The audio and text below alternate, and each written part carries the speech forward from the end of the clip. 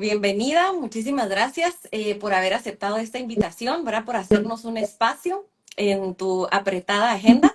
Si quieren, déjenme como primer punto, la presento, ¿verdad? Ella es Lucía E. Zapote, ella es médico veterinaria zootecnista y aparte es cirujana dentista, también como les había comentado. Es MBZ por la Facultad de Medicina Veterinaria y Zootecnia de la UNAM. Tiene 7 años de experiencia en odontoestomatología veterinaria. O sea, esta es una persona que es específicamente dentista, pero veterinaria, ¿verdad? Y también es cirujana dentista por la FESI UNAM. O sea, nuestra colega acá presente sacó 2 carreras, ¿verdad? Aparte medicina veterinaria y aparte cirujana dentista. Y también es diplomada en terapia y diagnóstico pulpar y también tiene una certificación como veterinaria cat friendly y es socia de la socia activa, ¿verdad? De la Sociedad Internacional de Medicina Felina.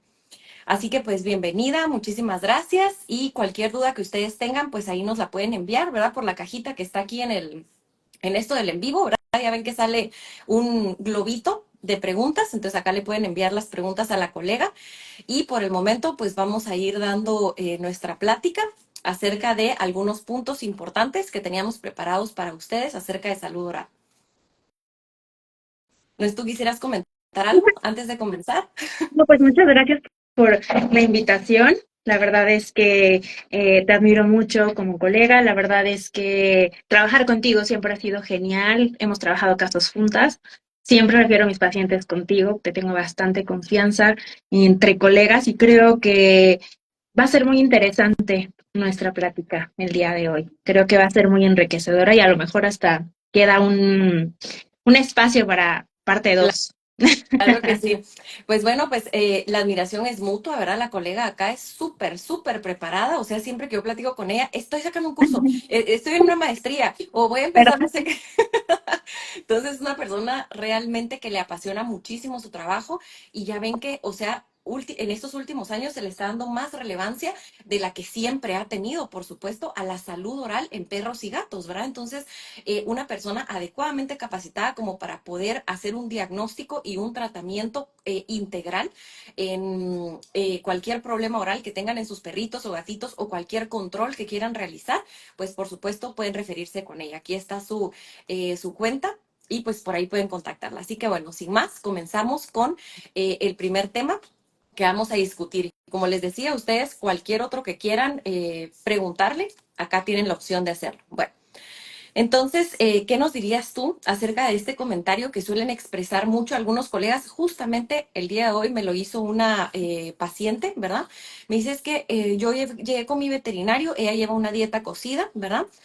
Y entonces me dice, es que no le puede dar este alimento. O sea, los perros evolucionaron o están completamente adaptados a consumir croquetas, ¿verdad? Perros y gatos. Entonces, ¿tú qué dirías de este comentario? ¿Realmente los perros y los gatos han evolucionado para consumir croquetas? ¿Es el mejor alimento que tú recomendarías desde el punto de vista de la salud oral? Híjole, creo que mm, es muy aventurado. Creo que ambas estamos pensando lo mismo, ¿no? Es súper aventurado decir que los perros y los gatos han evolucionado para comer croquetas. Es, es incluso un comentario, con mucho respeto al colega que lo dijo, un comentario bastante desinformado y bastante irresponsable, ¿no? O sea, eh, hay que tener en cuenta que antes de cualquier otra situación comercial, somos eh, médicos, médicos de animales. Entonces, esto lleva un estandarte de ética, ¿no? También hay que pensar que como algo que tenemos nosotros como personas que vivimos en una sociedad en donde tenemos intercambio monetario, pues sí es una situación comercial, pero ante todo también hay y debe de haber eh, ética comercial, ¿no? Entonces, es interesante que empecemos con este punto porque es algo que vamos a platicar eventualmente Y hay que pensar que para que una especie, y esto se lo debo muchísimo a mi mejor amigo y gran biólogo, Eday Farfán, para que una especie realmente haga este paso evolutivo, deben de pasar varias generaciones. Entonces, no es como en 50 años, ¡pum!, mis nietos ya tienen un tercer ojo que les va a permitir ver entre el smog, ¿no? O sea, no es tan sencillo. Ese paso evolutivo no se da tan rápido. Entonces, eh, vamos a pensar que esta boom de alimentos formulados comerciales, pues es un negocio joven, ¿no? Es un negocio de aproximadamente, eh, ¿qué será? No, en los 50, en los 40, empieza a tener un auge, ¿no? Y justo empieza a haber una campaña de desprestigio hacia otro tipo de alimentos. Pero aquí hay que ver algo, o sea, no vamos a satanizar ni uno ni el otro, ¿no? Pero sí hay que tener muy, muy, muy en cuenta que realmente los que llevan la batuta de estos negocios muchas veces ni siquiera son médicos, muchas veces son justamente, son comerciantes y no les va a importar mucho si estoy diciendo una mentira, porque una mentira repetida 1000 veces se vuelve una verdad. Entonces, ¿qué sucede? Hay muchos negocios que para yo tener preferencia en el mercado, pues si tengo que hacer la guerra sucia con mi competidor directo, lo voy a hacer, ¿no? Ahí entramos nuevamente con la ética comercial.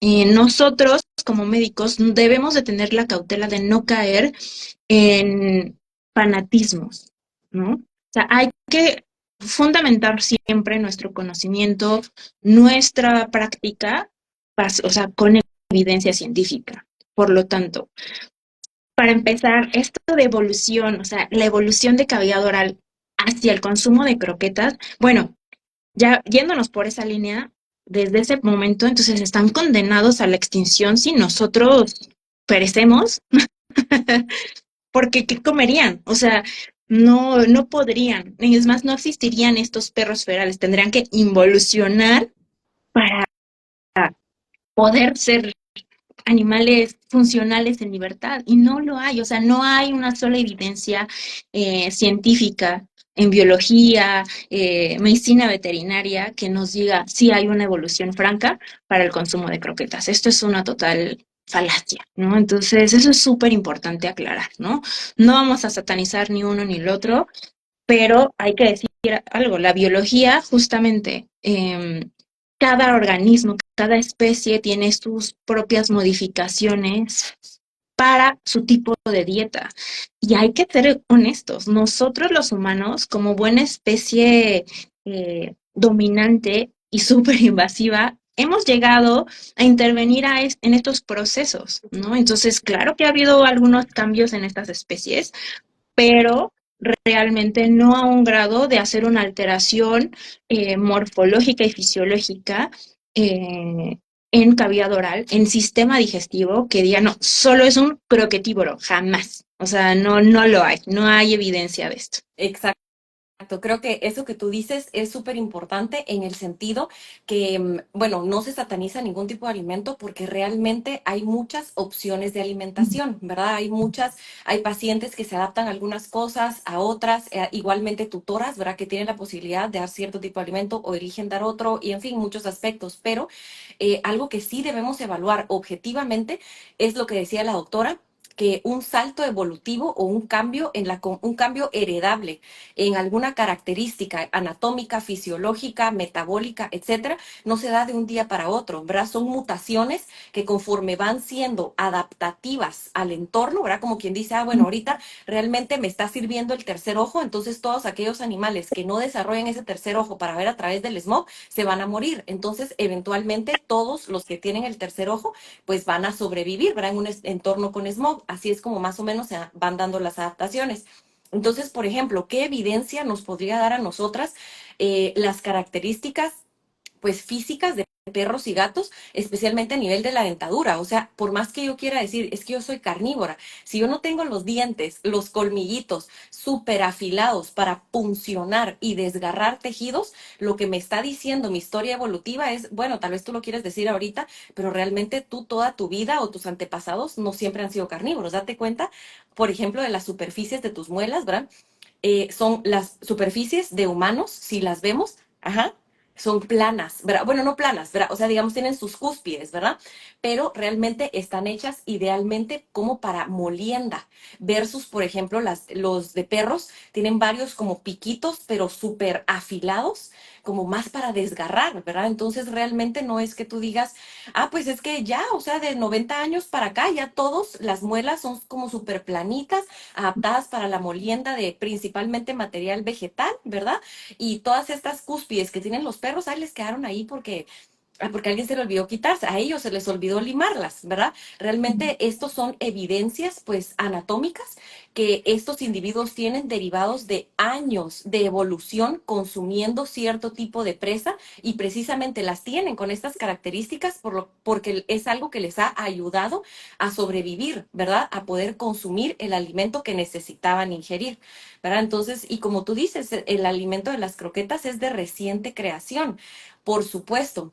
Algo que yo sí he visto, miren, y muy, muy tristemente, es que hay varias razas que de cruza tan endogámica, hay muchas que tienen tantas alteraciones metabólicas ya, pues, asociadas a la raza, como por ejemplo muchas razas como Yorkshire Terriers, como por ejemplo Schnauzers, también Chihuahuas, French Poodles, que ya tienen como cierta predisposición a padecer enfermedad hepática. Y entonces eso determina que su dieta no pueda ser tan alta en proteína, ¿verdad? Pero no quiere decir que entonces exclusivamente están adaptados a croqueta. No, pueden llevar una dieta casera, pero con distintas características. Bueno, entonces, con relación a esto, lo que mencionaba la autora es que realmente el alimento seco también es un alimento de reciente introducción, ¿verdad? O sea, no es que llevemos casi 300 años con este tipo de alimento mínimo, o sea, tal vez a lo mucho serán como tú decías, unos, ¿qué? Tal vez unos, desde los 50, como unos 50 años, 60, ¿verdad? O sea, es una industria que realmente pues sí ha facilitado la vida, ¿verdad? No vamos a decir que no y también, por supuesto, proporciona un alimento con nutrientes completos. Eso es algo muy, muy importante también. O sea, justo hace poco una colega puso una discusión donde decía que es mejor, pollito con arroz o la peor croqueta del mercado, pero que esté balanceada. Y la verdad, bueno, ¿tú qué opinarías?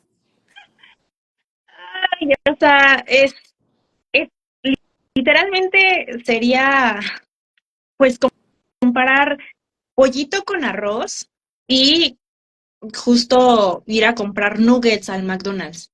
O sea, híjole, o sea, no porque lo hicieron en McDonald's y ya viene empaquetado, un cajita feliz, quiere decir que es adecuado, ¿no? Entonces, hay muchos alimentos comerciales, bueno, sí, exacto, o sea, ya digamos industrializados, que vienen ni siquiera tienen etiquetado, o sea, que vienen a granel y es totalmente irresponsable porque ahorita está como boom, el boom también de la situación de comprar a granel por menos residuos y demás, pero creo que ambas sabemos, ¿no? La contaminación que se da al exponer tanto nutrientes al exterior como justo la materia orgánica que funciona como medio de cultivo para hongos y bacterias, híjole, o sea, ya ahí estamos viendo una alteración del alimento y no porque sea industrializado, o sea, alimento seco, pienso, croquetas, no por eso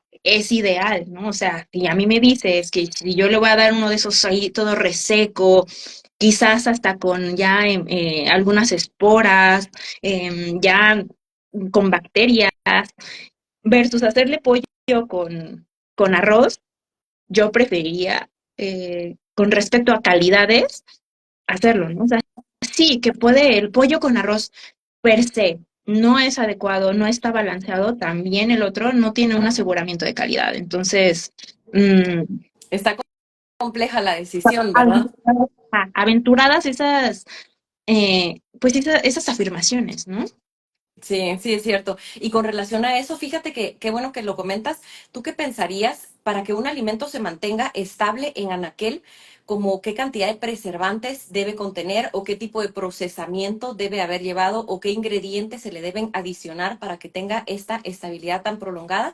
¿Y qué pensarías tú desde el punto de vista de qué cambios pueden ocurrir en la microbiota dependiendo de la composición del alimento?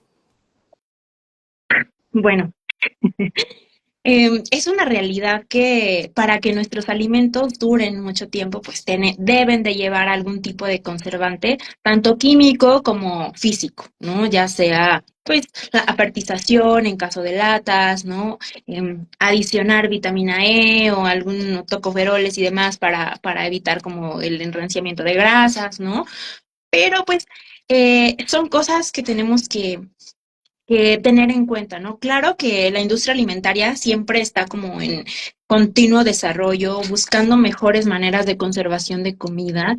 Siento que, y hasta cierto punto como algo personal, no sé, o sea, la industria piensa también a largo plazo, porque como especie hemos vivido situaciones difíciles en donde nuestra comida pueda servirnos pues un buen rato en caso de que capaz sea alguna catástrofe y nosotros podamos tener algo consumible, ¿no? Y claro, esto pues también abarca la situación de animales, ¿no? Y el alimento que le damos a nuestros animales de compañía.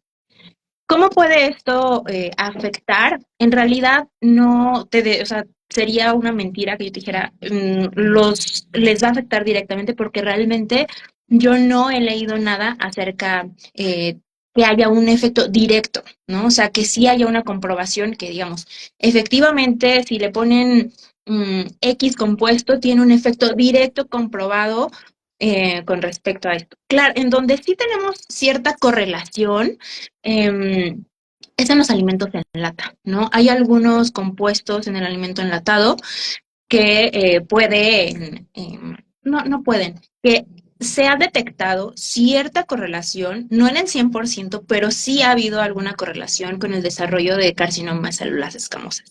Y no lo digo yo, lo dice la evidencia Ujú, científica. ujú. Colegas que estén aquí justo lo pueden leer desde, o sea, algo rápido donde lo pueden encontrar, por ejemplo, lo pueden encontrar en el Withrow de oncología, ¿no? O sea, ahí hay cierta, sí hay como ese foco rojo y también en humanos se ha evidenciado algunos conservadores, algunos aditivos que sí pueden predisponer, pero hay que pensar, por ejemplo, en cáncer, que es algo multifactorial. O sea, no es directamente un solo factor. Entonces, hay cosas que hay que ponerle especial atención, pero, por ejemplo, que también puede haber en alimentación creada por nosotros, ¿no? Digamos, si nosotros, el típico caso de tengo un aguacate o tengo un jitomate y en una parte de arriba tiene pues un honguito, ¿no? Pero pues todavía sirve todo lo demás, ¿no? Y entonces le corto ese pedazo y lo demás sí me lo echo, ¿no? Se ha demostrado que las aflatoxinas aguantan muchísima temperatura, incluso las temperaturas de cocción. Ujú. Y justamente, mmm, amo a los biólogos, ellos me enseñan demasiado todos los días. Justamente la parte reproductiva, que es la externa, está ahí, pero todas las demás, todo el organismo fúngico ya está distribuido dentro de este jitomate.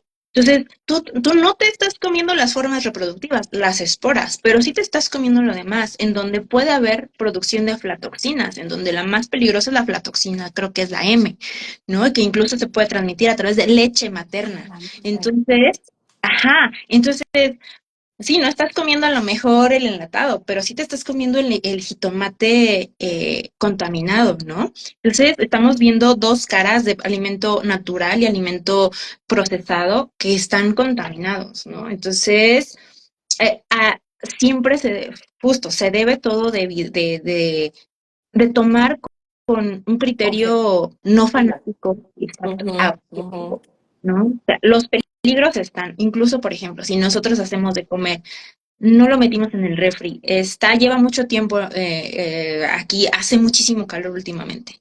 Esto empieza a tener degradación de materia orgánica, empieza a tener crecimientos bacterianos y justo, o sea, puede haber una contaminación del alimento que al ingerirse pueda causarnos alguna enfermedad y es un alimento que se hizo en casa, ¿no? Entonces, como diríamos aquí en México, ni tanto que queme al santo, ni tanto que no lo alumbre, ¿no? O sea, hay que tener cuidado con lo que decimos como médicos veterinarios, pero también hay que tener cuidado en lo que consumimos, ¿no? O sea, como seres vivientes. Así es. Y justamente con relación a eso que tú mencionabas, fíjate que yo lo único que había observado, o bueno, siempre acá se comentan, o sea, información muy objetiva, ¿verdad? Que hemos obtenido ya sea de artículos científicos o de libros de nutrición veterinaria o cualquier otra fuente. Pero entonces, justamente con relación a eso, yo veía que algunos alimentos para gatos a los que se les agrega un poco de acidificantes, ¿verdad? Porque los gatos les gustan los sabores ácidos, ¿verdad? Puesto que ¿y de dónde deriva eso? ¿Verdad? ¿De dónde deriva que a los gatos les guste lo ácido? Porque ellos al cazar a su presa, ¿verdad? Llegar como al agotamiento de la presa, la consumen y sienten bastante ácido láctico, ¿verdad? Claro. Derivado de todo ese esfuerzo muscular que hizo la presa para huir. Y entonces los gatos, precisamente por eso, tienen estos receptores un poco más desarrollados y entonces perciben estos sabores. Entonces se demostraba, ¿verdad? Y se comenta acá en el Small Animal Clinical Nutrition, que justo le di una revisión antes de acá nuestra plática Sí. que mayor contenido de pH puede llegar, perdón, mayor contenido de estos acidificantes puede llegar a dañar el esmalte en los dientes de gatitos, ¿verdad? Y predisponerlos a mayor cantidad de patologías orales versus alimentos que no tienen estos acidificantes. Entonces, igual podríamos decir, bueno, ¿y será que en la presa no los llegan a obtener en la misma concentración? Eso no se mencionaba, ¿verdad? Pero eso es uno de los aspectos que encontramos acá. Y quería preguntarte también, por ejemplo, con relación a la composición del alimento, ¿verdad? Sabemos que, por ejemplo, un alimento seco necesita como mínimo un 30% de carbohidratos en materia seca para poder generar este proceso de extrusión, el hinchamiento y la formación de la croqueta, ¿verdad? ¿Tú qué comentarías desde el punto de vista, de experta en la salud oral? ¿Qué efectos tiene sobre la microbiota oral, sobre las bacterias que están en la boca y el balance de las mismas? Consumir una dieta con mayor o menor contenido de carbohidratos o con mayor contenido de grasa o con mayor contenido de proteína. ¿Qué efectos tú has observado de estos macronutrientes? Ok. Bueno, antes de entrar a la respuesta a tu pregunta, me gustaría muchísimo abordar lo que dijiste con respecto a la acidificación del alimento. Ujú, Pues está súper padre, la verdad, platicar de eso, porque si lo vemos desde un punto solo de nutrición y medicina veterinaria en general, podemos decir, bueno, o sea, hay una correlación con el alimento. Sí, claro, o sea, esto ya está evidenciado en humana, ¿no? Porque justo una de nuestras principales enfermedades en cavidad oral, pues es la presencia de caries, ¿no? La caries se inicia por la lesión del esmalte en contacto con ácidos menores, o sea, ya es tu pH salival es el decisivo. Entonces a veces decimos, no, pero ¿por qué tengo tantas caries, etcétera? Ya viéndolo desde como cirujano dentista, pero desde antes como médico veterinario, porque primero soy médico veterinario y por lo tanto, eh, hablando de la fisiopatología, eh, hay que controlar ciertos factores en cavidad oral, ¿no? Y uno de esos es el pH. ¿Qué pasa con nuestro pH? Nuestro pH va a ser fluctuante en todo el día con respecto a lo que tomamos, comemos y la higiene y permanencia de estos ácidos en nuestra cavidad. Entonces, ¿qué pasa? Si tengo amigos y algunos pacientes humanos que tienen alta cantidad de lesiones cariosas y nosotros si examinamos dieta, justo empezamos a ver que hay un alto consumo de carbohidratos simples, altamente fermentables. Y como tú sabes, la fermentación tiene como resultados ácidos, ¿no? Entonces, ¿qué pasa? Nuestro pH empieza a cambiar, a disminuir hacia lo ácido y tenemos un punto crítico de 5.5 para empezar con una lesión cariosa inicial. Entonces, eh, ¿qué pasa? A veces se me olvidó tomar agua, no estoy acostumbrada a tomar agua, no me gusta el agua simple, ¿no? Entonces, me encanta que el agua tenga, ojo aquí porque creo que aquí hay algunas personitas que están así, yo las conozco. a ponerle como 3 kilos de azúcar a mi café, a mi agua, una coca, etcétera. ¿Y qué pasa? Estás ingiriendo demasiado y no todo se va hacia intestino. Mucho de eso se queda aquí, ¿no? Entonces, ¿qué sucede? Aparte la biopelícula que se nos forma siempre y de forma normal, está ahí. Hay algunas bacterias que dicen, yo produzco ácido.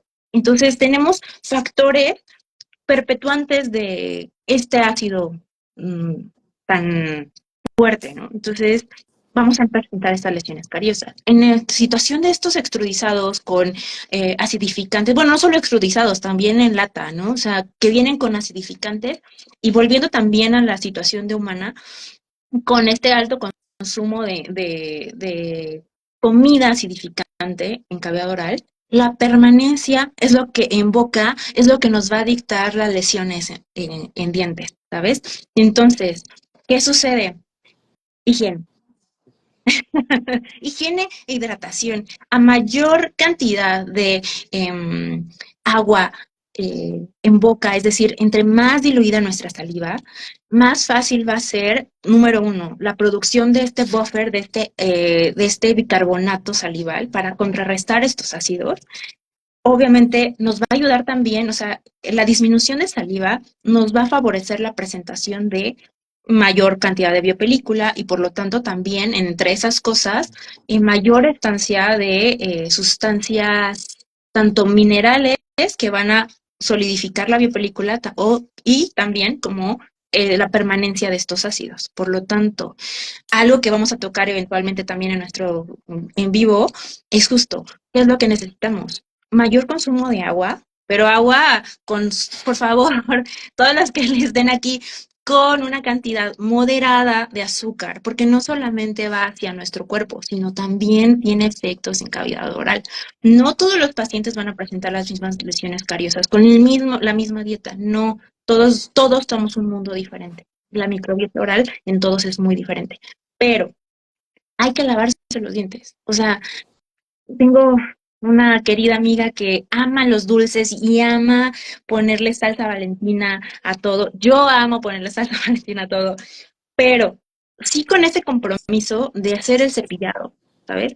De hacer el cepillado, que lo consumí, pero me cepillo. ¿Para qué? Para justamente ir alterando estos pHs que tienden hacia la acidificación. Entonces, igual en gatos. Lo ideal es que nosotros tengamos esta concientización desde gatitos con los propietarios para que empiecen a hacer esta higiene, ¿no? Igual hacerla, este hincapié en que los gatos tengan mayor consumo de agua, no solo por la actividad renal, sino por otras cosas, o sea, desde hidratación general hasta dilución de los componentes que hay en boca, ¿no? Entonces, ojo aquí, o sea, no es, recuerdo muy bien un profesor de odontopediatría, el doctor Germán, que decía, no es la cantidad de dulces que consume el niño, sino la permanencia de estos restos de dulce en la boca, lo que favorece la presentación de lesiones cariosas. Entonces, en esto, aunque la caries tiene una prevalencia muy baja en animales, ciertamente puede alterar el equilibrio oral que puede predisponer a presentación de otras patologías y justo, o sea, ¿qué es lo que necesitamos? Higiene, higiene, higiene, ¿vale? Entonces, eso quería como anotarlo porque es súper importante y es muy bonito como justo hacer esta correlación. Sí, claro, o sea, esta correlación de acidificación en boca ya la tenemos en humanos hace muchos años. Entonces, justo, ¿y cuál es la conclusión? Higiene, ¿va? Fíjate qué interesante. No sabía que el agua también podía, o sea, o el estado de hidratación podía afectar incluso en la salud oral, ¿verdad? Qué increíble. Y siempre se menciona también en nutrición que el agua es como el nutriente clave para la vida de cualquier animal. O sea, puede pasar bastante tiempo sin consumir alimentos y todavía sobrevivir, pero con deprivación de líquidos, la muerte nos llega, pero muchísimo más rápido. Fíjate que con relación a lo que tú comentabas, te quería hacer unas pequeñas preguntas. ¿Los perros y los gatos sí desarrollan caries? Claro, o sea, pueden llegar a presentarla, pero el porcentaje de presentación va en más o menos un 2%. O sea, es decir, 2 pacientes por cada 100. O sea, entonces, en realidad es muy bajo el porcentaje de presentación, pero está.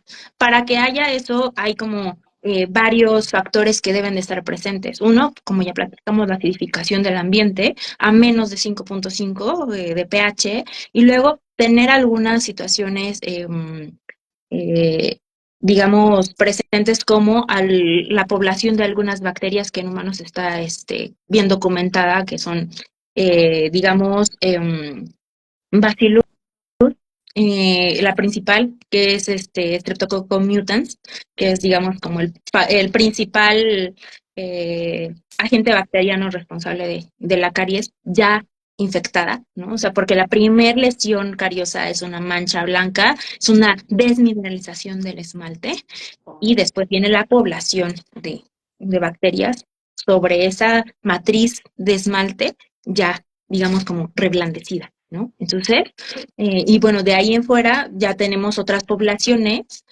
bacterianas que vienen invadiendo, porque ya cambia. Si hablamos de caries en corona, hay una cierta población bacteriana, pero si hablamos, por ejemplo, de caries radicular, hablamos de otro tipo de bacterias que también están ahí, ¿no? Y hay bacterias perpetuantes de ácidos, entonces, justo, ¿no? Si, si tenemos esos factores bacterianos y ambientales, pues, y tenemos al paciente susceptible, se forma la tríada epidemiológica en donde, pues, se presenta la enfermedad, ¿va?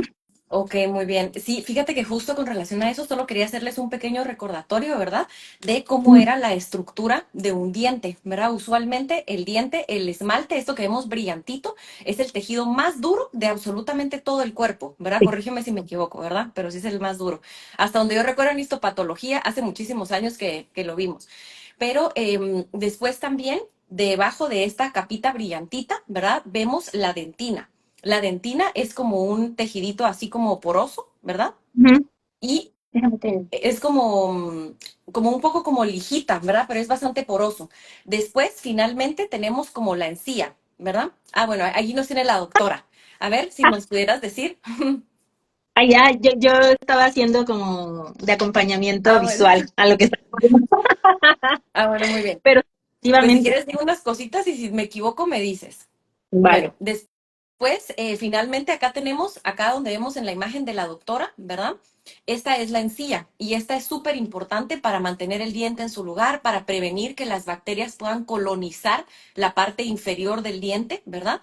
Y en la parte ya posterior del diente, la que no está expuesta, ¿verdad? O sea, el diente lo vemos acá, pero tiene toda esta gran raíz que observamos acá, que está rodeada por el ligamento periodontal, ¿verdad? Que este es el que sostiene al diente en el hueso alveolar, que es este hueso que vemos acá, ¿verdad? Todos estos como hitos que vemos alrededor del diente, es todo ese hueso que sostiene. Y entonces cuando hay mucho daño por bacterias, eventualmente se va perdiendo la fuerza de ese ligamento e incluso podemos llegar a dañar absolutamente todo el hueso que está sosteniendo los dientes. Y bueno, toda esta porción de tejido que no vemos, que está como quien dice enterradita, esa es el cemento, ¿verdad? Ese es el cemento del diente, esa es su composición. Y bueno, eso a grandes rasgos es lo que yo tendría que decir de los dientes. Pero para que se recuerden, ¿verdad? Que el esmalte es esto brillantito y aparte está compuesto por otras diferentes capas. No sé si tú querrías agregar algo ahí. No, pues sí, o sea, súper bien, 10. Bueno, muy bien, pase eso. Vamos a ver entonces otra preguntita que yo tenía por acá, algo que habías comentado. Bueno, ya pusimos que sí desarrollan caries, ¿verdad? Pero que es muy raro. ¿Querías comentar algo? No, No, o sea, realmente creo que, espero que haya quedado como todo claro. sí, Y muy bien. tiene.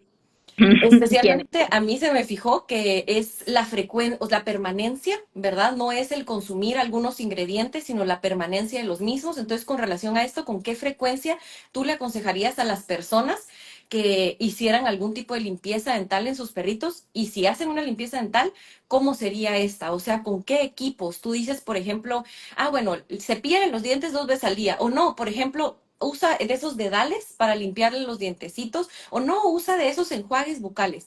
¿Qué método nos recomendarías tú y con qué frecuencia? Ok. Bueno, em, la higiene, lo que decíamos, es base, ¿no? Higiene, higiene. Entonces, es difícil a veces acomodarnos.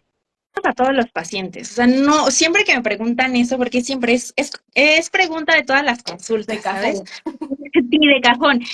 Es difícil establecer como un estándar para todos los pacientes, porque es aquí pensamos que son pacientes que no van a cooperar tanto con nosotros, ¿no? Entonces, bueno, aparte de que hablamos de la cantidad y la permanencia de estos ácidos aquí, eh, hablamos también de la frecuencia de consumo de estos azúcares o de estos acidificantes, ¿no? O sea, no es lo mismo que tú un día te atasques de palomitas de caramelo a que todos los días religiosamente comas palomitas de caramelo, ¿no? Entonces también hay, ojo ahí. La higiene para perros y gatos eh, debe de empezar idealmente desde pequeñitos para que se acostumbren a la manipulación oral, ¿no? Entonces, ¿qué pasa? No todos los cepillos, y aquí a lo mejor me van a superfunar, pero bueno, ni modo. Este, la verdad es que ay, no todos los cepillos son ideales y la verdad es que muchas veces los cepillos de uso veterinario son buenísimos, buenísimos para lavar trastes, ¿sabes? Pero sí, o sea, realmente, o sea, hubo un colega, pero, o sea, bueno, no tiren hate, por favor, pero sí, o sea, que no está abierto como al debate sano, ¿no? Entonces, justo yo lo que decía es, hay que pensar primero en cómo está acostumbrado y enseñado el propietario a realizar su propia higiene, ¿sabes? Porque es algo que nunca se lo preguntan. Es más, como que incluso lo que he visto ahorita como cirujano dentista principiante es eh, cómo la gente realmente siente un tabú al enseñar su boca, ¿sabes? Al hablar de su boca. Incluso tengo amigos que es como, oye, porque cuando eres estudiante de cirujano dentista tienes que buscar hasta abajo de las piedras tus pacientes, ¿no? Y aquí hay muchos amigos míos que vivimos juntos ese dolor. Entonces, me acercaba a mis amigos y me decían, no, no, qué pena, ¿no? Entonces, tenemos que ir, o al menos yo en mi consulta, tengo que ir como descubriendo justo cómo se lava los dientes el propietario, mi paciente, para entonces también poder ir haciendo una educación para la salud desde el propietario. ¿Por qué? Porque estamos hablando de que cuando yo hice mi tesis de medicina veterinaria que se enfocó en reabsorción dental en felinos domésticos, en una parte en donde hice prevención, hablé del cepillado. En ese momento era pequeña y un poco fogueo para el trato con los propietarios, ¿no? Entonces se ve una perspectiva distinta, ¿no? Y ahora ya como cirujano dentista también es algo más integral, ¿no? ¿Cómo? O sea, es muy fácil llegar a decirle, voy a sacar uno de uso veterinario que siempre enseño y les digo, este no, Ujú, ujú. no, ajá, siempre les digo, eh, ¿cómo se lavan los dientes? Bueno, pues así. Ojo, o sea, ¿qué pasa? No siempre los propietarios saben cómo lavarse sus dientes, qué fuerza usar. Y eso lo replican con sus hijos cuando tienen hijos o con sus animales. Y a veces dicen, tengo 5 segundos para irme, ¿no? Entonces, durísimo, ¿no? O a veces dicen, no, pues sí, si le tallo duro, sale más rápido, ¿no? Entonces, no. Justo en la tesis hablaba de el último reporte que en ese momento de Secretaría de Salud con respecto a enfermedades de cavidad oral en la población mexicana. Entonces decía que más del 60%, si no recuerdo, creo que era mencionado como un 75%, ahorita mentiría si tuviera yo aquí y no sé si es actual, o sea, cómo se ha movido este porcentaje actualmente, a lo mejor es mayor o a lo mejor es menor, no lo he revisado, pero en su momento era aproximadamente un 75% de enfermedades periodontales en la población mexicana, en donde el 60% de esas enfermedades eran periodontitis, o sea, ya era afectación de hueso, ligamento y cemento, o sea, entonces ya es una enfermedad más profunda del tejido de inserción. Estamos hablando de que hay una población que o no tiene la educación para la salud suficiente para hacerse un cepillado adecuado y estamos poniendo un cepillo de dientes, o sea, le estamos dando, se lo estamos entregando a un propietario que no sabemos si tiene un correcto manejo de su propia higiene oral.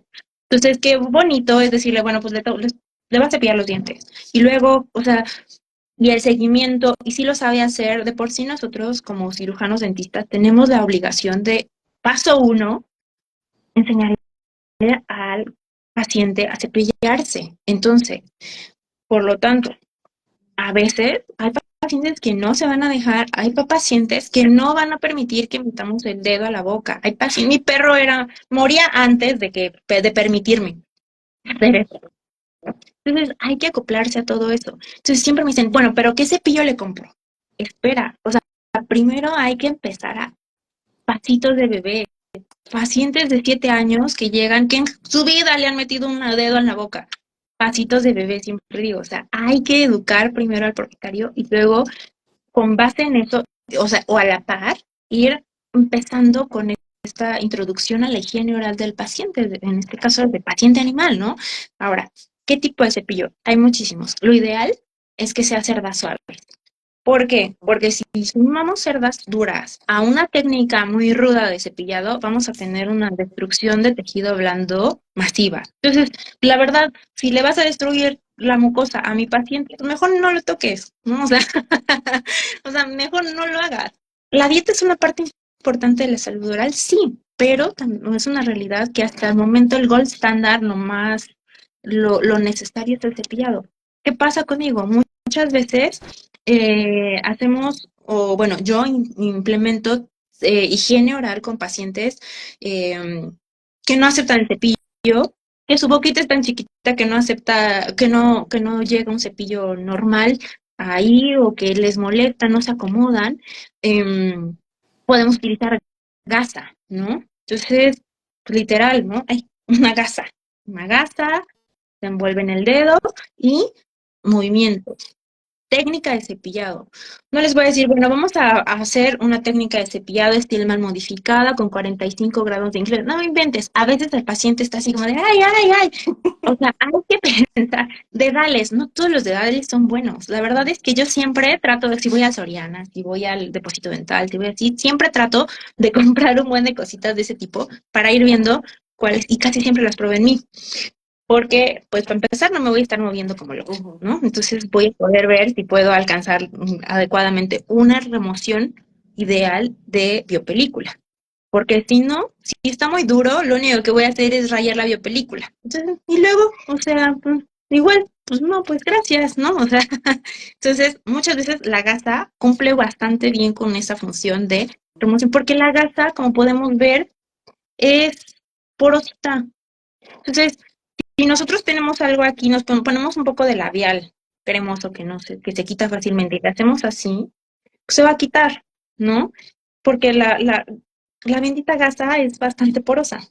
Si pasamos un dedal o un cepillo muy duro por encima del labial, lo único que va a hacer a lo mejor es esparcirlo, medio rayarlo y ya. Pero lo que nosotros queremos es justo que haya una remoción mecánica de la biopelícula. Ya lo que está mineralizado, ya se mineralizó y hay que intervenir. Pero lo que está, o sea, la biopelícula no mineralizada se puede eliminar con una adecuada técnica, ¿no? De limpieza, que justamente estamos para que estén pendientes, justo un doctor y yo, un periodoncista y yo, vamos a hablar justo de técnicas de cepillado Ah, para todas.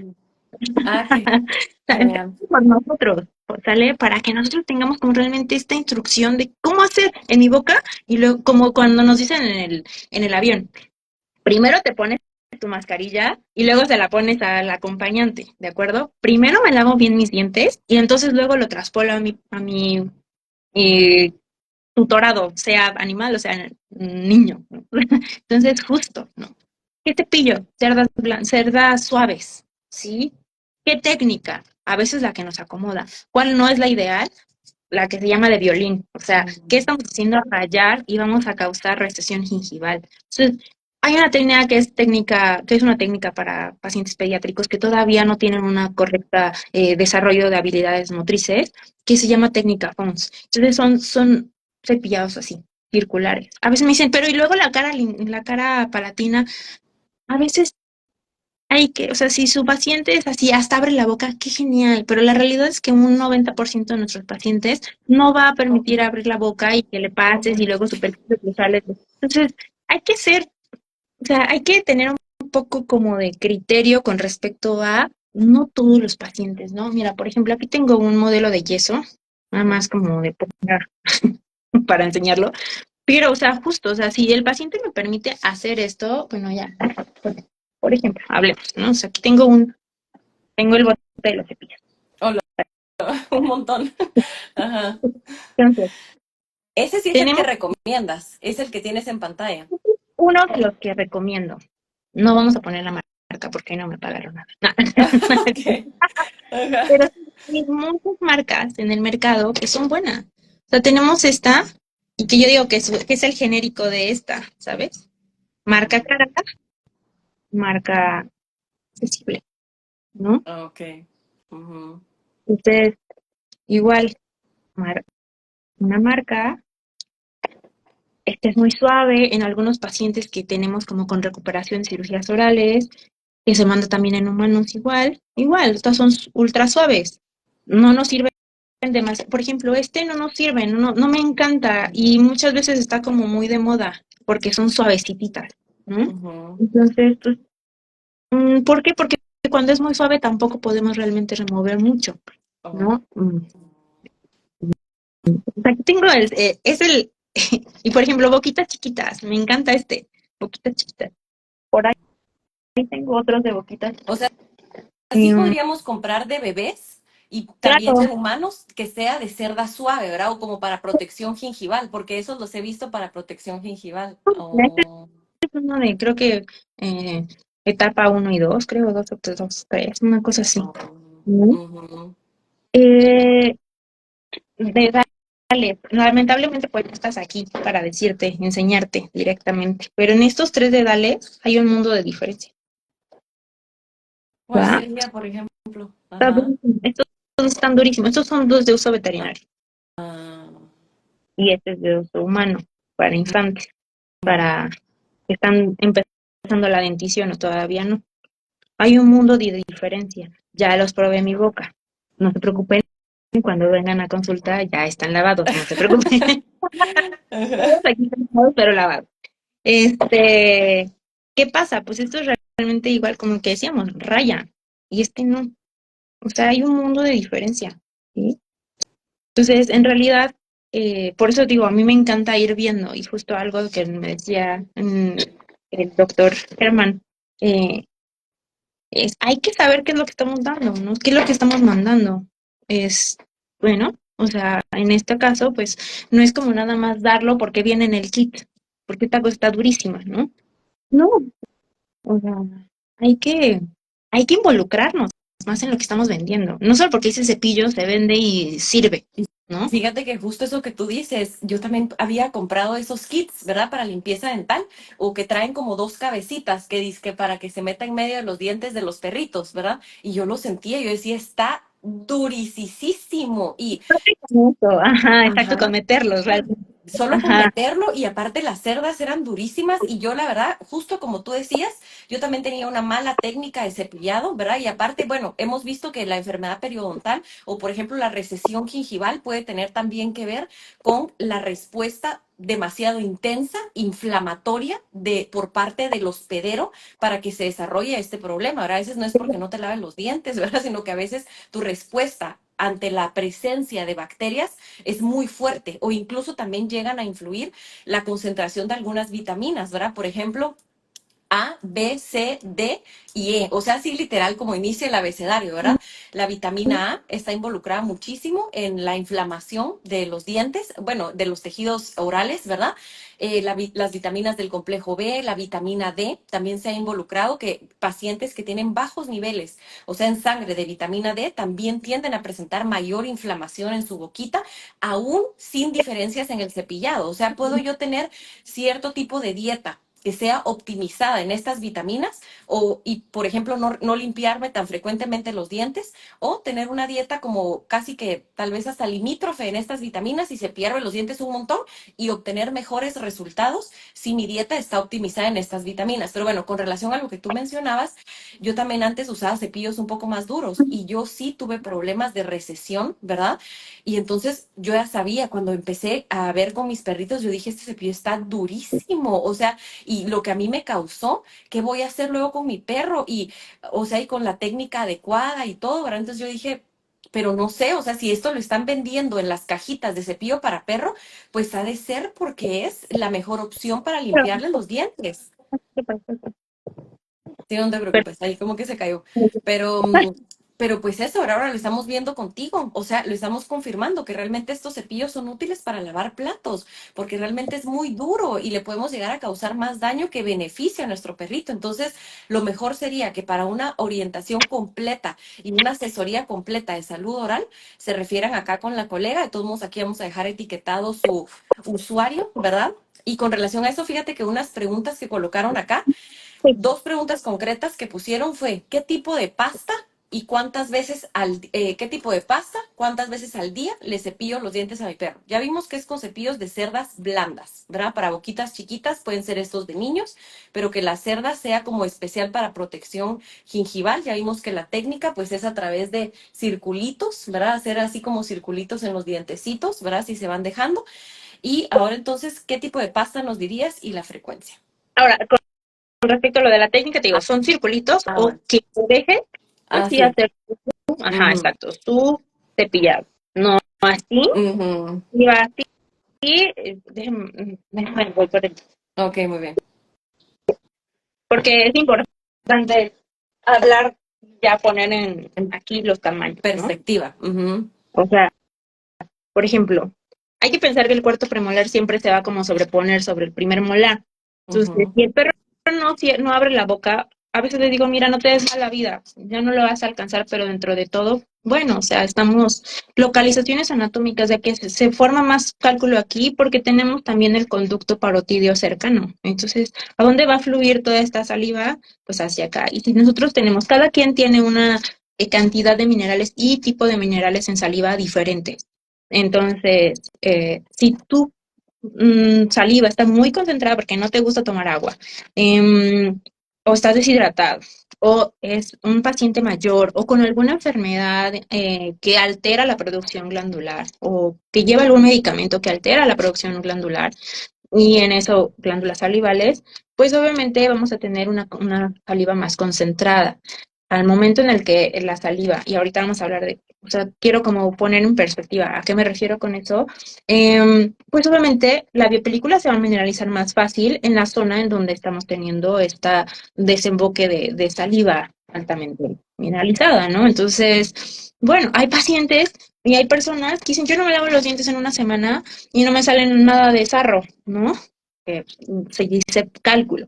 Entonces, bueno, y hay personas que justo, es que si no me lavo los dientes un día, todo se me hace, bueno, claro, o sea, porque hablamos de que hay características propias, y hay características de la dieta y hay características del medio ambiente que nos hacen más eh, susceptibles a la mineralización de la biopelícula, ¿no? Entonces, obviamente no solamente hay que controlar un factor, hay que pensar en todos los factores que están interviniendo, ¿no?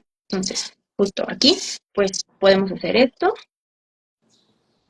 Y cuando estamos hablando o sea, de los inferiores, hablamos de un cepillo hacia arriba. No, que no abre la boca. O sea, te está dejando aquí, vamos de gane.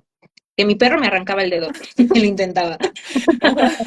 Entonces, este, o sea, amo a mi Tori, pero la verdad es que él no era un paciente de buen manejo, ¿no? Entonces, eh, sí, entonces, bueno, o sea, estamos hablando de pues una boca así, pero luego hablamos de bocas así, Chiquitísimas. gatito, Ujú, ¿no? ujú. Entonces, a veces ni el cepillito le llega a caber.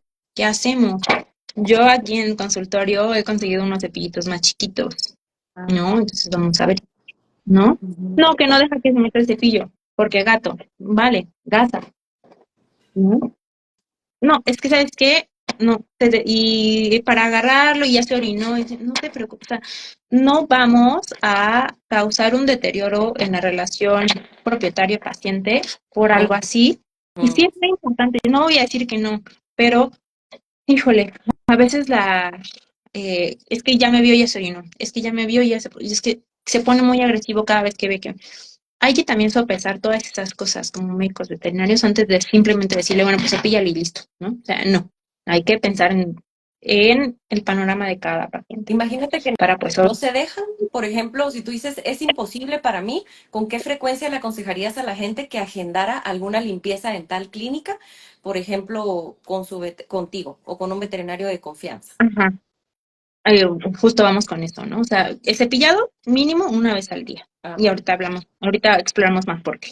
ajá. Eh, Pasta, hay algunas pastas en el mercado como la de Birbac, ¿no? Ujú. Eh, eh, hay otro tipo de pastas, a veces puede ser solo agua, a veces yo mando un poco de solución de superoxidación, porque lo que queremos, y ahorita volvemos a tocar este tema, lo que queremos es la remoción mecánica. Obviamente los dentífricos en humana tienen ¿cómo se llaman?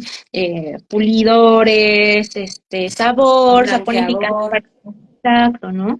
Y si no me sabe a menta, no me lavo los dientes. Y bueno, justo es eso, o sea, parte de la mercadotecnia, pero a veces, si al perro no le gusta la pasta, no se va a dejar. Si al perro, o sea, hay que pensar en el paciente y también hay que regresar a la fisiopatología de la biopelícula y de la gingivitis, o sea, de la formación de la gingivitis causada por biopelícula y justamente que viene posterior la periodontitis, ¿no? Entonces hay que pensar en todo eso porque justo hay gingivitis que no son causadas por biopelículas, ¿no? Entonces hay que tener en cuenta eso. Ahorita estamos hablando solamente de la gingivitis causada por biopelícula. Entonces, hay que pensar en ideas para llegar a un mismo punto. No todos los caminos llegan a Roma, dicen, ¿no? Entonces, justamente hay que pensar eso. Y cuando el paciente no se deja, no vamos a poner en riesgo nuestra integridad física por algo. O sea, a veces simple y sencillamente tenemos que aceptar algo. Mm, Así pasa, ¿no? O sea, no me encanta decirlo, pero es que a veces así pasa. Entonces, mm, se acepta y se vive con ello. Y más bien se toman justo esto. Pacientes que no se dejan, ¿qué vamos a hacer? No, a mí me causa mucho ruido, me causa dolor hepático. Pero Te lo juro. Cuando dicen,